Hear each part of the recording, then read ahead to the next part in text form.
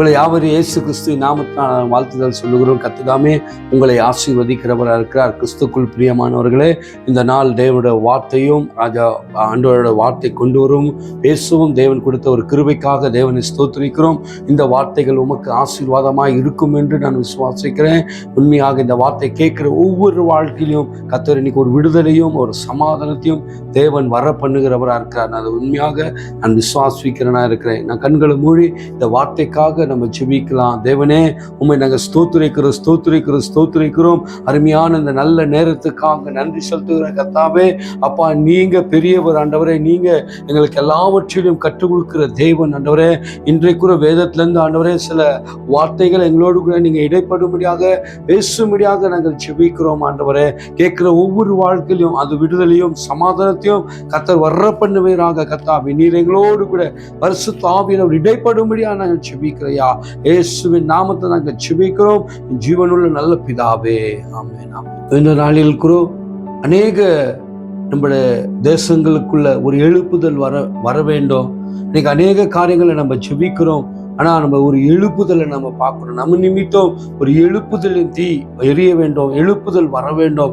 அதுக்காக நம்ம என்ன பண்ண வேண்டும்? ஜெபிக்கணும். கர்த்தருக்காக நம்ம எழும்பணும். இன்னைக்கு நம்ம தேவனுடைய வசனம் நம்மளுக்கு அருமையாக போதிக்கப்படுகிறது, அருமையாக சொல்லப்படுகிறது. ஆண்டவர் 3 வருஷம் தன ஊழியங்கள் அவர் செய்தவராக இருக்கிறார். 3 வருஷம் தேவன் எல்லா காரியங்களும் இருந்தவராக இருக்கிறார். அநேக விஷயங்களை கற்றுக் கொடுத்து போனவராக இருக்கிறார். அநேக அதிகாரங்களை தேவன் நம்மளுக்கு கொடுத்து போனவராக இருக்கிறார். சகல வல்லமையும் தேவன் நம்மளுக்கு கொடுத்து போனவராக இருக்கிறார். ஆனா ஏன் நம்மளுக்கு இன்னும் ஒரு எழுப்புதல் வரல? எதற்காக எழுப்புதல் வரல? அப்படி என்றால் நம்ம என்ன செய்ய வேண்டும், எதை செய்ய வேண்டும் என்று நம்ம வேதத்திலிருந்து சில காரியங்களை நம்ம பார்க்கும்போது தேவன் நம்மளுக்கு என்ன வைத்து போயிருக்கிறார், என்ன பேச சொல்லுகிறார், எதை நம்ம விசுவாசிக்க சொல்றார் என்று நம்ம வேதத்திலிருந்து சில வார்த்தைகளை நம்ம வாசிக்கலாங்க. யோவான்ல எழுதின சுவிசேஷத்துல நம்ம வாசிக்கும் போது 14வது அதிகாரம் அதுல நீங்க 12வது வசனத்தை வாசிப்போம். மெய்யாகவே மெய்யாகவே மெய்யாகவே மெய்யாகவே நான் உங்களுக்கு சொல்லுகிறேன், நான் என் பிதாவினிடத்திற்கு போகிறபடியினால், நான் பிதாவினிடத்தில் போகிறதுனால என்னை விசுவாசிக்கிறவன் நான் செய்கிற கிரியைகளை தானும் செய்வான். நான் செய்கிற காரியங்கள் அவர்களும் செய்யக்கூடியவர்களா இருக்கிறார்கள். இவைகளை பார்க்கிலும் பெரிய கிரியைகளையும் செய்வார்கள். யார் செய்வார்கள்? இந்த இடத்துல முதலாவது வசனம் சொல்லப்பட்டிருக்கு, மெய்யாகவே மெய்யாகவே நான் உங்களுக்கு சொல்லுகிறேன். ஆண்டவர் மெய்யாகவே அந்த வார்த்தையை சொல்லக்கூடியவரா இருக்கார். நான் பிதாவினிடத்துல போகிறேன் என்று அவர் சொல்லக்கூடியவரா இருக்கிறார். அது கீழே வசனம் சொல்லுகிறது, என்னை விசுவாசிக்கிறவன், என்னை ஏற்றுக்கொண்டு நடக்கிறவன், அவன் என்னிலும் பெரிய கிரியைகளும் அற்புதங்களையும் அவன் செய்வான் என்று வேத வசனம் சொல்லக்கூடியதா இருக்கிறது. அப்போ ஒரு அற்புதம் நடப்பதுக்கு, ஒரு அதிசயம் நடப்பதுக்கு என்ன வேண்டும் என்றால் தேவனை நம்ம விசுவாசிக்கிறவரா இருக்கணும். அண்ணன் சொல்றாரு, என்னை விசுவாசிக்கிறவன் என்னிலும் பெரிய கிரியைகளும் அற்புதங்களையும் நீங்க செய்வீர்கள் என்று ஆண்டவர் சொல்லக்கூடியவராக இருக்கிறார். இந்த வார்த்தை யாருக்காக சொல்லுகிறார் என்று பார்க்கும்போது, ஆண்டவர் பிதாவினிடத்துல போகிறது நிமித்தம் சீஷர்களுக்கு ஆண்டவர் சொல்லக்கூடிய காரியம் என்னென்றால், நீங்களும் இந்த மாதிரி ஒரு அற்புதத்தை நீங்க செய்வீர்கள், நீங்களும் இந்த அற்புதத்தின் பாதையில நீங்க போகக்கூடியவர்களா இருக்கிறீர்கள் என்று ஆண்டவர் சொல்லக்கூடியவராக இருக்கிறார். அப்ப பாருங்க, வேதத்துல நீங்க பார்க்கும்போது எல்லாருக்கும் தேவன் அதிகாரத்தை கொடுத்து, எல்லாருக்கும் தேவனோட வல்லமையை கொடுத்து, தேவன் எல்லாரையும் கர்த்தர் என்ன பண்ணாரு? எழுப்பக்கூடியவராக இருக்கிறார். எல்லா ஆண்டவர் வெல் ட்ரெயின் பண்ணுகிறார். எல்லாத்திலையும் ஆண்டவர் அவர்களுக்கு விசுவாசத்தை கொடுக்கிறார், வல்லமையை கொடுக்கிறார், எல்லாவற்றிலையும் கொடுக்கிறார். ஆனா இந்த இடத்துல பார்க்கும்போது அவருக்காக அக்கினியாக எழும்பினவர்கள், அவருக்காக அக்கினியாக எழும்பி பிரகாசித்தவர்கள் மேல அவருடைய வல்லமை வெளிப்பட்டதாக இருக்கிறது, அவருடைய அதிசயங்கள் வெளிப்பட்டதாக இருக்கிறது, அவருடைய அற்புதங்கள் வெளிப்பட்டதாக இருக்கிறது. இன்றைக்கு ஒரு நபரை குறித்து நம்ம பார்க்கலாம். அந்த நபர் நிமித்தம் ஆண்டவர் என்ன செய்தார், என்னென்ன அற்புதங்களை தேவன் செய்தார். எந்த நபர் என்று பார்க்கும்போது அப்போ சொன்னாங்க, பேதுரு குறித்து நம்ம பிரசங்கிக்கும் போது, பேதுரு குறித்து பார்க்கும்போது இயேசுவோடு கூட 3 வருஷம் தானே அவர் ஊழியத்தின் பாதையில கடந்து போனவரா இருக்கிறார். தேவனோடு கூட இருந்தவரா இருக்கிறார். தேவனோடு கூட பேசினவர். எல்லாத்திலையும் தேவனோடு கூட இருந்த ஒரு மனுஷன். தேவனோடு கூட சஞ்சரிச்ச ஒரு மனுஷனா இருக்கிறார். பார்க்கும்போது அவரை கர்த்தர் நேசித்தவரும் இருக்கிறார். ஆனா பேதுருவோட வாழ்க்கையில பார்க்கும்போது இயேசு இருக்கும்போது அவர் எந்த ஒரு அற்புதம் அடையாளமும் அவரோட வாழ்க்கையில நடக்கப்படல, அற்புதங்களும் அவர் செயல்படல. ஆனா அந்த இடத்துல பார்க்கும்போது என்றைக்கு இயேசு எடுக்கப்படுகிறாரோ, என்னைக்கு பிதாவினிடத்துல இயேசு போகிறாரோ, அப்போதுதான் அவரோட வாழ்க்கையில ஒரு அற்புதம் பேதுருக்குள்ள நடக்கக்கூடியதா இருக்கிறது. எப்ப நடக்கிறதுன்னு பார்க்கும்போது பேதுருவோட வாழ்க்கையில சீஷர்கள் 120 பேர்கள் கூடி அந்த இடத்துல, அந்த அப்போஸ்தலர் 2ஆம் அதிகாரத்துல வாசிக்கும் போது 120 பேர்கள் கூடி ஜெபிக்கிறார்கள். அந்த ஜெபிக்கும் போது அந்த இடத்துல பரிசுத்த ஆவி அந்த அவர்கள் இருந்த 120 பேர்கள் மேலும் அதோட வல்லமையாக கடந்து வந்தது என்று சொல்லப்பட்டிருக்கு. அங்க சீஷர்கள் மாதிரி எல்லாரும் இருந்தார்கள். அவர்கள் யாரார்கள் அந்த இடத்துல இருந்தார்களோ அவர்கள் மேலெல்லாம் அந்த வல்லமை, அந்த பரிசுத்த அக்கினி அவர்கள் மேல ஊற்றப்பட்டதா இருக்கிறது. ஊற்றப்பட்ட பிறகு அவர்கள் எழும்பி கர்த்தருக்காக அவர்கள் செயல்பட்ட காரியங்கள் ஒன்றல்ல ரெண்டல்ல எத்தனையோ அற்புதங்களை தேவன் அவர்கள் நிமித்தம் செய்தவரா இருக்கிறார். பேதுருவோட வாழ்க்கையில நீங்க பார்க்கும்போது அவர் நடந்து போகும்போது எல்லா படைக்கில இருக்கிற எல்லா மனிதர்களையும் கொண்டு வந்து அவரோட வீதியில வைப்பார்களாம். அவர் நடந்து போகும்போது எப்படியாப்பட்ட ஒரு அற்புதம்! ஒரு மனுஷனை கொண்டு, ஒரு சாதாரண மனுஷனை, ஒரு பேதுரு மீன் பிடிக்கிற ஒரு மனுஷனை கொண்டு ஆண்டவர் பரிசுத்த ஆவியினால நிரப்பப்பட்டு அவரை கொண்டு அற்புதங்களையும் அடையாளங்களையும் அவரோட பேதுருவோட வாழ்க்கையில ஆண்டவர் செய்தவரா இருக்கிறார். எப்படியாப்பட்ட காரியம் பாருங்க! ஒரு நடந்து போகிறாராம், படக்கில இருக்கிற எல்லா மனிதர்களையும் கொண்டு வரும்போது அவர் அந்த இடத்துல ஜெபிக்கல, அவரோட நிழல், அவரோட ஷேடோ அந்த இடத்துல படும்போது அவர்களுக்குள்ள அற்புதம் நடந்தது. அவர்கள் எல்லாம் எழுந்து நடந்தார்கள் என்று வேத வசனம் சொல்லுகிறது.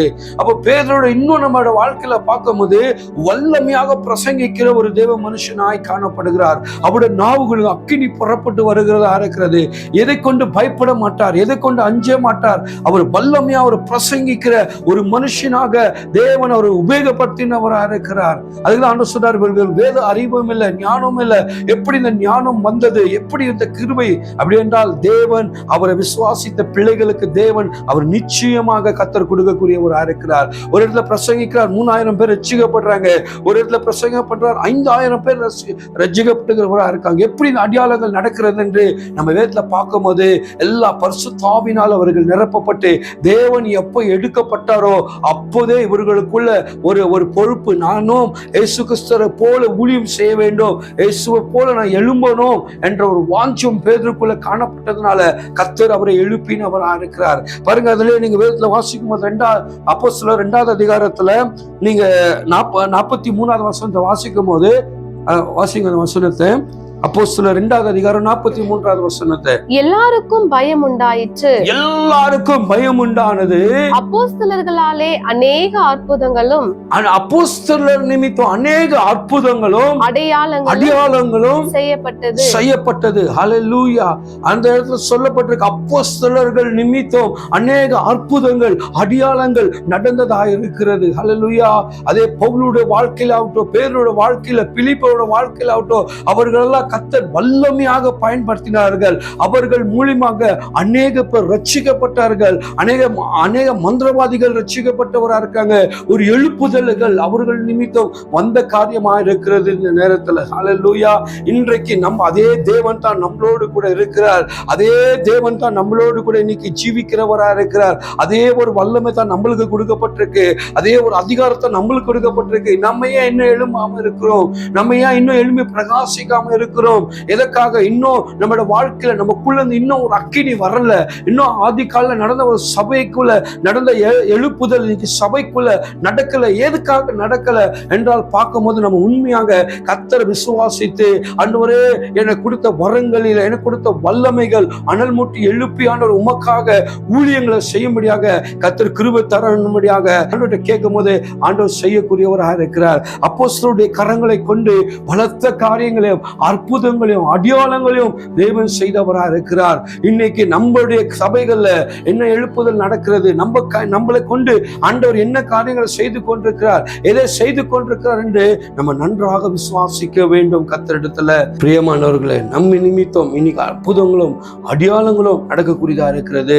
இன்னைக்கு தேவன் நம்ம மரித்து போல நம்மளோடு கூட ஜீவிக்கிற தேவனா இருக்கிறார். நம்ம ஏதோ ஒண்ணு கர்த்தருக்காக செய்வர்களாக அக்கினியாக எழும்புறவர்களாக நம்ம மாறணும். அப்போஸ்தலருடைய கரங்களை கொண்டு அற்புதங்கள் அடையாளங்களையும் செய்தவராக இருக்கிறார். பாருங்க, இன்னொன்று பேதுருடைய வாழ்க்கையில அது நம்ம வாசிக்கும் போது, அப்போஸ்தலர் 3ஆம் அதிகாரத்துல நம்ம வாசிக்கும் போது, பிறவிலே ஒரு சப்பானி அந்த இடத்துல இருக்கிறான். அந்த இடத்துல பிறவிலே அவன் வந்து சபைக்கு முன்பாக, சர்ச்சைக்கு முன்பாக அவன் பிச்சை எடுத்துக்கொண்டு இருக்கிறவனா இருக்கிறான். ஆலயத்துக்கு முன்பாக பிச்சை எடுத்துக்கொண்டு இருக்கிறவனா இருக்கிறான். அவன் பிறவிலே அவன் சப்பானியா இருக்கிறான். அவனால் எழுந்து நடக்க முடியாது.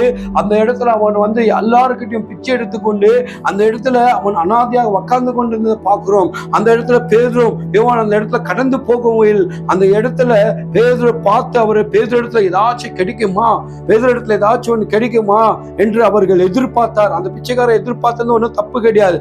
ஆனா அவன் எதிர்பார்த்தது என்ன என்றால், அவன் இடத்துல பணம் கிடைக்குமா, எனக்கு ஏதாச்சும் கிடைக்குமான்னு எதிர்பார்த்தாரு.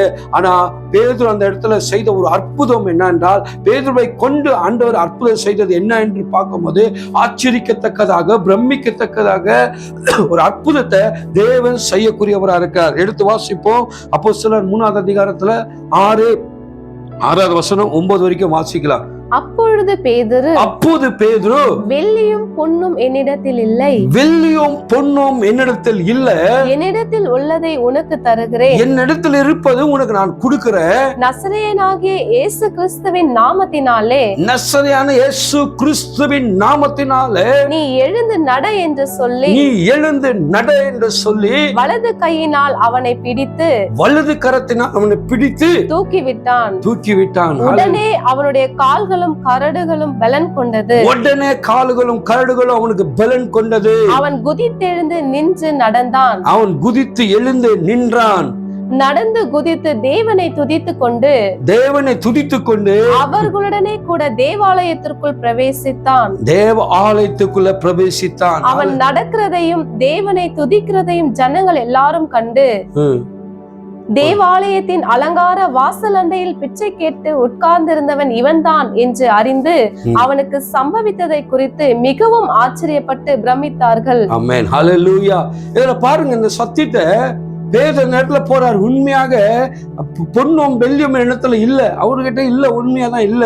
அவர் உண்மை சொல்றாரு, வெள்ளிகிட்ட எதுவுமே கிடையாது, ஆனா என்கிட்ட இருக்குது என்ற ஒண்ணு இருக்குது, அதை நான் தருகிறேன். என்ன தருகிறேன்னா, இயேசுவின் நாமம் என்றது என்று இருக்கிறது. இயேசுவின் நாமத்தினால நீ எழுந்து நட என்று சொல்லும் போதே அவன் கால்கள் கரடு, அவன் எழுந்து நடந்தான் என்று வேத வசனம் நம்மளுக்கு சொல்லக்கூடியதா இருக்கிறது. ஹல்லேலூயா. அவன் எத்தனை நாள் அந்த இடத்துல அந்த ஆலயத்துக்கு முன்பாக பிச்சை எடுத்துக்கொண்டு தான் தெரியல. அவனோட சொந்தமே அவன் எல்லாமே கைவிடப்பட்ட ஒரு சூழ்நிலையில அவனோட வாழ்க்கையில் இருந்தவனா இருக்கிறான். ஆனா பேதுருவிடத்துல ஏதோ ஒரு பொண்ணோ ஏதோ ஒரு தங்கமோ கிடைக்குமா என்று அவன் விசுவாசித்தான். ஆனா அவனுக்கு அது கிடைக்கல. அவனோட வாழ்க்கையில பேதுரு சொல்றார், பொன்னும் வெள்ளியும் என் இடத்துல ஒன்றும் இல்லை, என்னை உற்றுப்பார் என்றார். ஹல்லேலூயா. அப்ப அதை உற்று பார்க்கிற அந்த இடத்திலேயே நசரேயனான இயேசுவின் நாமத்தினால அந்த மனுஷன் எழுந்து நடந்தான் என்று வேத வசனம் சொல்லுகிறதா இருக்கு. அங்க இருக்க ஜனங்கள் எல்லாம் அவர்கள் பிரமித்தார்கள். அதை பார்த்து ஆச்சரியப்பட்டார். எப்படி இந்த காரியம் நடந்தது, எப்படி இந்த காரியம் நடந்தது? ஆனா பேதுருக்குள்ள இருந்த ஒரு வல்லமை, பேதுருக்குள்ள இருந்த ஒரு அபிஷேகம், பேதுருக்குள்ள இருந்த அதே ஒரு வைராகியம் அந்த இடத்துல வேலை நடந்ததா இருக்கிறது. ஹல்லேலூயா. இன்னைக்கு பாருங்க, அந்த ஒரு வெளிப்பாடு கர்த்தர் கொடுக்கிறாரு. அவன் வெளியே அவன் ஆலயத்துக்கு முன்பாக எல்லா இடத்துல கை ஏந்தி கொண்டு பிச்சை எடுத்து கொண்டிருந்தான். ஆனா அவனோட வாழ்க்கையில எப்போது கர்த்தர் அற்புதத்தை செய்கிறாரோ, எப்போது அவன் கால்களுக்கு பலன் வருகிறதோ, அவன் எழுந்து நடந்து கர்த்தரை துதிக்க ஆரம்பிக்கிறானோ, அடுத்த கட்டம் அவனுக்கு வெளியே இடம் இல்லை. அவனுக்கு சபைக்குள்ள அவனை போய் சபையோடு கூட அப்போஸ்தலரோடு கூட அவன் துதிக்கிறவனாய் தேவனை மகிமைப்படுத்துகிறவனாய் கர்த்தர் மாற்றக்கூடியவராய் இருக்கிறார். கர்த்தருக்கு ஸ்தோத்திரம், தேவன நாமம் மகிமைப்படுவதாக. ஹல்லேலூயா. அப்போ அவன் வாழ்க்கையில அவன் அந்த அந்த அற்புதம் நடக்காத நிமித்தம் வரைக்கும் ஆலயத்தின் வெளியே இருந்தான். அற்புதம் நடந்த பிறகு ஆலயத்துக்குள்ள வந்தவனா இருக்கிறான், கர்த்தரை துதித்தவனா இருக்கிறான், கர்த்தரை மகிமைப்படுத்தவனா இருக்கான். இன்னைக்கு நினைச்சு பாருங்க ஊழியர்களே, இன்னைக்கு எத்தனை பேர் இன்னைக்கு ரோடுகள்ல வீதிகள்ல இன்னைக்கு இருக்கிறாங்க. நம்ம அழகான ட்ரெஸ் போடுறோம், அழகான பிரசங்கிக்கிறோம், அழகான சபைக்குள்ள இருக்கிறோம். ஆனா ஒரு ஆத்துமாக்காது இந்த மாதிரி போய் நம்ம இயேசுவின் நாமத்தில் அற்புதங்களை நம்மள செய்யறோமா? இயேசுவின் நாமத்தில் அற்புதம் நடக்கட்டும் சொல்லுகிறோமா? ஒரு சப்பனையாவது நம்ம எழுப்புறோமா? எழுப்பி சபைக்குள்ள கொண்டு வருமா? நம்ம கொண்டு வர்றது கிடையாது. அதே வல்லமை அதை கொடுத்து அதே வல்லமை தான் இன்னைக்கு நமக்குள்ள இருக்கிறது. அதே அக்கினி தான் நமக்குள்ள இருக்கிறது. உன் நிமித்தம் எத்தனை அற்புதங்கள் நடக்கிறது, உன் நிமித்தம் எத்தனை அடையாளங்கள் நடக்கிறது. ஹல்லேலூயா. தேவனே பரிசுத்த நாமம் மகிமைப்படுவதாக. 3ஆவது அதிகாரத்துல 8வது வசனத்தை வாசியோம். அவன் குதித்து எழுந்து நின்று நடந்தான். நடந்து குதித்து தேவனை துதித்து கொண்டு அவர்களுடனே கூட தேவாலயத்திற்குள் பிரவேசித்தான். தேவ ஆலயத்துக்குள் அவன் பிரவேசித்தான். ஹல்லேலூயா. அவனை பாருங்க, அவன் வாழ்க்கையில அற்புதம் நடக்காத வரைக்கும் அவன் வெளியே இருந்தான். அவனை போய் கொண்டு போவதுக்கு விடுவதற்கு யாரும் இல்லை, அவனுக்கு அற்புதம் செய்வதற்கு அங்க யாருமே இல்லை. ஆனா அந்த நேரத்துல உண்மையாக பேதுரு அந்த வழியாக கடந்து போகிறவரா இருக்கிறார். ஹல்லேலூயா. அப்ப அந்த மனுஷன் இன்னும் கீழே நீங்க பார்க்கும் போது அவர்களெல்லாம் எப்படி அற்புதங்கள் எல்லாம் அவர்கள் செய்தார்கள் என்று பார்க்கும் போது தேவனை விசுவாசித்தார்கள். பரிசுத்த ஆவி அக்கினி அவர்களுக்குள் இருந்தது, பரிசுத்த வல்லமை அவர்களுக்குள் இருந்தது. அதனால் அற்புதம் நடந்ததா இருக்கிறது. ஹல்லேலூயா. இன்னைக்கு சபைக்கு வெளியே இன்னைக்கு எத்தனையோ ஆத்துமாக்கள் இருக்கிறார்கள், எத்தனையோ ஆத்துமாக்கள் பாவத்தில் இருக்கிறார்கள், எத்தனையோ ஆத்துமாக்கள் இன்னைக்கு குடித்துலையும் பாவத்திலையும் இன்னைக்கு விழுந்து கிடக்கிறார்கள். ஆனா நம்ம ஆலயத்துக்குள்ள இருக்கிறோம். ஆனா அவர்கள் ஆலயத்துக்குள்ள வர வேண்டும் என்றால் நான் போக வேண்டும், நாங்க போக வேண்டும், நாங்க போய் அறிவித்து அவர்களை இயேசுவின் நாமத்தினால எழுப்பக்கூடியவர்களா நம்ம எழும்ப வேண்டும் கர்த்தருக்காக. ஹல்லேலூயா. இன்னைக்கு பாருங்க, அந்த நாட்கள் செய்த பில்லி மூடி ஆகட்டும், எல்லாரும் அவர்களெல்லாம் செய்த ஊழியங்கள் பார்த்தீங்கன்னா வெளியே போய் ஊழியம் செய்தவர்களா இருக்கிறார்கள். அநேக அற்புதங்கள் நடந்ததா இருக்கு. இயேசு கிறிஸ்து இருக்கிறோம், அவர் 3 வருஷம் உலகம் அவர் நன்மை செய்தவராய் சுத்தி திரிந்து அநேக பேர்கள் பிசாசு பிடித்தவர்கள், வியாதிஸ்தர்களை தரித்திரர்கள் எல்லாரையும் அவர்கள் உள்ளே கொண்டு வந்தவர்களா இருக்கிறார்கள். இன்னைக்கு நம்ம என்ன செய்து கொண்டிருக்கிறோம் யோசித்து பாருங்க. அன்னைக்கு அதே பேது கொடுத்த அதே வல்லமை தான் இன்னைக்கு நமக்குள்ள இருக்கிறது. அதே அதிகாரத்தை நம்மளுக்கு கொடுக்கப்பட்டிருக்கு. அதே இயேசுதான் நமக்குள்ள கிரியை செய்கிறார். கர்த்தருக்கு ஸ்தோத்திரம். இன்னைக்கு அநேக சபைக்குள்ள வெளியே இருக்கிறவர்கள் இன்னைக்கு சபைக்குள்ள வர வைக்கணும் என்றால் நாம எழும்ப வேண்டும். ஹல்லேலூயா. நம்ம எழும்பும் போதே கர்த்தர் நம்மளுக்காக அதனுடைய வல்லமையை தருகிறார். அதுதான் என்னை விசுவாசிக்கிறவன் என்னிலும் பெரிய கிரியைகளும் அற்புதங்களையும் அவன் செய்யக்கூடியவனாக இருக்கிறான். கர்த்தருக்கு ஸ்தோத்திரம். ஹல்லேலூயா. அப்ப நாம் அற்புதங்களை செய்யக்கூடியவராக இருக்கணும். அப்போ தேவன் இன்னொன்னு சொல்லுகிறாரு. யோவான் அந்த சுவிசேஷத்துல 15வது அதிகாரத்துல நீங்க வாசிக்கும் போது ஆண்டவர் இந்த அற்புதங்களெல்லாம் எப்படி நடக்கும் என்று பார்க்கும் போது அதுல சொல்லப்பட்டு 15வது அதிகாரம் 7வது வசனத்தை வாசிங்க. நீங்கள் என்னிலும் என் வார்த்தைகள் உங்களிலும் நிலைத்திருந்தால், வார்த்தை உங்களில் நிலைத்திருந்தால் நீங்கள் கேட்டுக்கொள்வது எதுவோ அது உங்களுக்கு செய்யப்படும். ஹல்லேலூயா. இந்த இடத்துல வார்த்தை நிலைத்திருக்க வேண்டும். அவருடைய அதிகாரங்கள் நமக்குள்ள நிலைத்திருக்க வேண்டும். அவருடைய வார்த்தைகள் அவர் நமக்குள்ள இருக்க வேண்டும். அந்த வார்த்தை நமக்குள்ள இருக்கும் போது நம்ம கேட்டுக்கொள்ளுகிறது எதுவோ அது தேவன் உங்களுக்கு செய்யக்கூடியவராக இருக்கிறார். ஹல்லேலூயா. இன்னைக்கு நம்ம கேட்கலாம், தேவனோடு கூட கேட்கலாம், தேவனோடு கூட பெற்றுக்கொள்ளலாம். அப்பா அநேக பேர்கள் வெளியே இருக்கிறார்கள் அப்பா, இவர்களெல்லாம் சபைக்குள்ள வர வேணும் அப்பா. ஆண்டவரே எங்களை எழுப்புங்க ஆண்டவரே, எங்க சபைக்குள்ள ஒரு எழுப்புதல் வரணும் ஆண்டவரேன்னு சொல்லி நீங்க செபிக்கும் போது உண்மையாக நான் சொல்லுகிறேன், இயேசுவின் நாமத்துல சொல்லுகிறேன், உங்க சபை இப்படி இருக்காது. ஒரு எழுப்புதலுக்குள்ள கடந்து போகிறதா இருக்கும். ஒரு அதிசயத்துக்குள்ள ஆயிரக்கணக்கான மக்கள்கள் தேவனை துதிக்கிறவர்களா அவர்கள் மாறக்கூடியவர்களா கர்த்தர் மாற்றுவார். அந்த இடத்துல பாருங்க, இன்னும் ஒரு அதிசயத்தை அந்த பேதுருவுக்கு அப்போஸ்தலருக்கு அவர்கள் செய்தவரா இருக்கிறார். ஒரு பெரிய ஒரு அத்தாரிட்டிஸ், பெரிய ஒரு வல்லமையை தேவன் அனுப்பக்கூடியவரா இருக்கிறார். யாருக்கும் கொடுக்காத ஃபுல் அத்தாரிட்டிஸ், ஃபுல் வல்லமைய அப்போஸ்தலர்களுக்கு தேவன் கொடுக்கிறவரா இருக்கார். எப்படி அவர் கொடுக்கிறார் அந்த அத்தாரிட்டிஸ், எப்படி அந்த வல்லமை கொடுக்கிறார்னா, பிரமேஷன் மேல அவர் ஒரு அதிகாரி இருக்கானா, அந்த அதிகாரிக்கு மேல போய் வேலைகளை செய்யும்படியாக கர்த்தர் இந்த இடத்துல உருவாக்குறவரா இருக்கிறார். பாருங்க, அப்போஸ்தலர் 4வது அதிகாரத்துல அதுல 29வது வசனத்தை ஒரு தடவை வாசிங்க. இப்பொழுதும் கர்த்தாவே அவர்கள் பயமுறுதல்களை தேவரீர் கவனித்து. பாருங்க, அங்க இருக்க ஜனங்கள் பயம்படுத்துறது, அந்த இடத்துல அப்போஸ்தலர்களுக்கு பயம் பிடித்து அந்த பயத்தை யார் கண்டார் என்று பார்க்கும்போது தேவனாகிய இயேசு கிறிஸ்தர் எங்க இருக்கிறாரு? அவர் இங்க பரலோகத்துல இருக்கக்கூடியவரா இருக்கிறார். பரலோகத்துல அவர் கவனிக்கிறவரா இருக்கிறார். பரலோகத்திலிருந்து சொல்லுகிறாரு, இவர்களை மிகுந்த பயம்படுத்துகிறவரா இருக்கிறார்கள். இதை தேவன் கவனித்து அந்த இடத்துல என்ன ஒரு காரியத்தை செய்கிறார் பாருங்க. உம்முடைய பரிசுத்த பிள்ளையாகிய இயேசுவின் நாமத்தினாலே, பரிசுத்த இயேசு கிறிஸ்துவின் நிமித்தம் அடையாளங்களும் அற்புதங்களும் நடக்கும்படி செய்து. பாருங்க, இப்ப யாரு இந்த இடத்துல அந்த இடத்துல இறங்கக்கூடியவரா இருக்கார்? அப்போஸ்தலர் அந்த இடத்துல பார்க்கும்போது அற்புதங்களும் அடையாளங்களும் இயேசுவின் நாமத்தினால, பரிசுத்த இயேசுவின் நாமத்தினால நடக்கக்கூடியதா இருக்கிறது. எதன் நிமித்தம் நடக்கிறது? இயேசுவின் நாமத்துல அங்க அற்புதங்களும் அடையாளங்களும் நடக்கக்கூடியதா இருக்கிறது. வாசிங்க. பிணியாளிகளை குணமாக்கும்படி உம்முடைய கரத்தை நீட்டி உம்முடைய ஊழியக்காரர் உம்முடைய வசனத்தை முழு தைரியத்தோடும் சொல்லும்படி, உம்முடைய வசனத்தை முழு தைரியத்தோடு சொல்லத்தக்கதாக அவர்களுக்கு அனுக்கிரகம் செய்தருளும் என்றார். அவர்களுக்கு அனுக்கிரகம் செய்யருளும். ஹல்லேலூயா.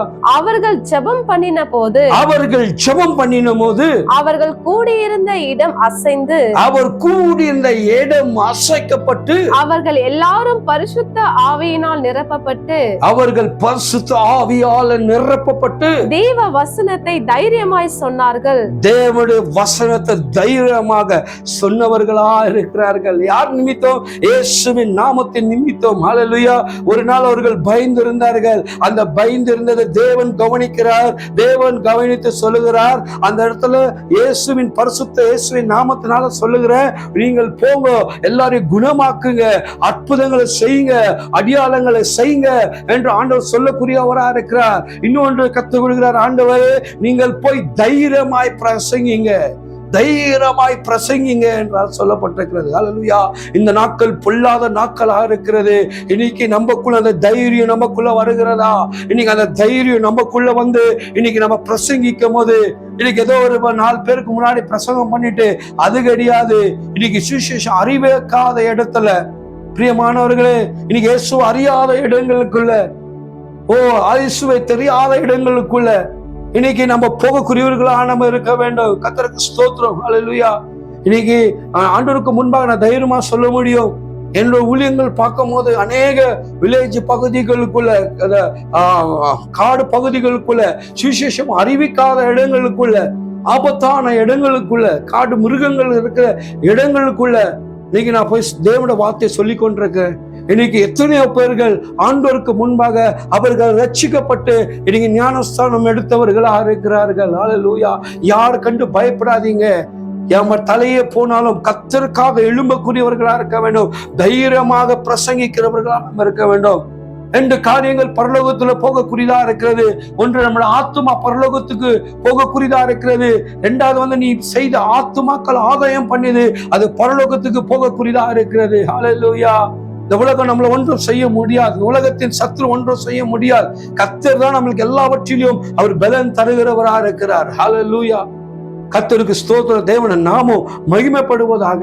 29 வருடம். இப்பொழுதும் கர்த்தாவே அவர்கள் பயமுறுதல்களை தேவரீர் கவனித்து உம்முடைய பரிசுத்த பிள்ளையாகிய இயேசுவின் நாமத்தினாலே அடையாளங்களும் அற்புதங்களும் நடக்கும்படி செய்து பிணியாளிகளை குணமாக்கும்படி உம்முடைய கரத்தை நீட்டி உம்முடைய ஊழியக்காரர் உம்முடைய வசனத்தை முழு தைரியத்தோடும் சொல்லும்படி அவர்களுக்கு அனுக்கிரகம் செய்தருளும் என்றார்கள். ஆமென். போதும். ஹalleluya.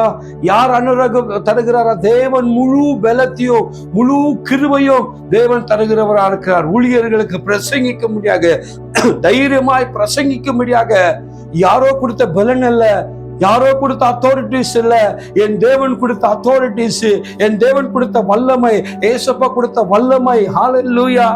தேவனோட பரிசுத்த நாமம் மகிமைப்படுவதாக. இன்னைக்கு எத்தனை பேர் தைரியமா பிரசங்கிக்கிறீர்கள்? எத்தனை பேர் தைரியமா இருக்கிறீர்கள்? என்ன நடந்தாலும் கர்த்தருக்காக நம்ம தைரியமா எழும்பலாம், கர்த்தருக்காக ஓடலாம், கர்த்தருடைய ஊழியங்களை செய்யக்கூடியவர்களா இருக்கலாம். ஆனா நீங்க அநேக பேர்கள் வெளியே இருக்கிறார்கள், நம்முடைய கண்களுக்கு முன்பாக வெளியே இருக்கிறார்கள். அவர்கள் எல்லாம் ஆலயத்துக்குள்ள வர வேண்டும். அவர்கள் எல்லாம் ஆலயத்துல கர்த்தரை துதிக்கிறவர்களா அவர்கள் மாற வேண்டும். அதுக்கு நம்ம தான் எழும்ப வேண்டும். பிரியமானவர்களே, ஹல்லேலூயா, ஹல்லேலூயா. நம்ம நாலு சவுருக்குள்ள பிரசங்கம் பண்றதோடு அநேக இடங்களுக்குள்ள போங்க, அநேக ஆத்துமாக்கள் சொல்லுங்க. இங்க ஆண்டவரே ஒரு பெரிய அத்தாரிட்டிஸ தேவன் கொடுக்கக்கூடியவரா இருக்கிறார். ஹல்லேலூயா. உண்மைதானே? இந்த வார்த்தைகள் கர்த்தர் உங்களை எல்லாவற்றிலும் ஆசீர்வதிக்கிறவரா இருக்கிறார்.